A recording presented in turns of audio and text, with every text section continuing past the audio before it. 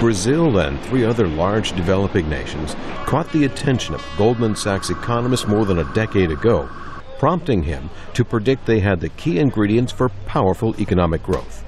The so-called BRIC nations, Russia, India, and China are the others, are now joined by South Africa.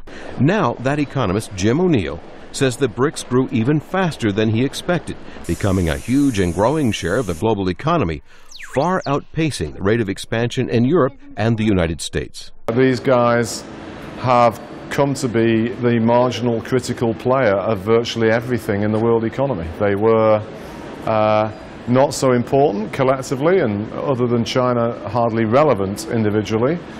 Today they're nearly 25% of global GDP, about 10% more than I thought would have been likely 11 years ago.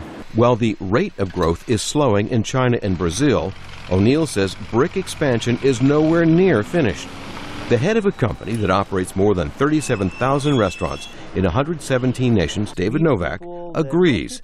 His firm runs Pizza Hut and Kentucky Fried Chicken restaurants around the globe. Look at China, for example. Right now there's 300 million people in the consuming class in China.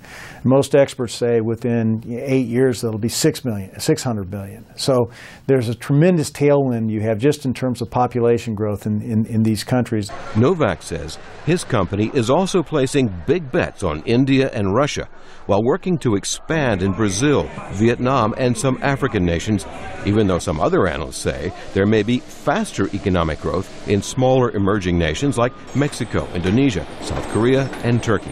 While BRIC countries have the respect and attention of business leaders, the co-director of the BRICS Research Group, University of Toronto professor John Curtin, says these major emerging nations want to convert their economic gains into greater political influence. He spoke to VOA via Skype.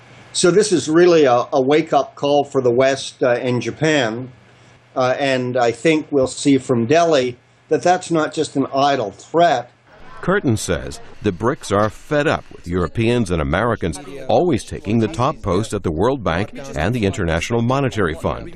He says the major emerging nations have the financial clout to start their own global financial institutions and pick a new generation of leaders.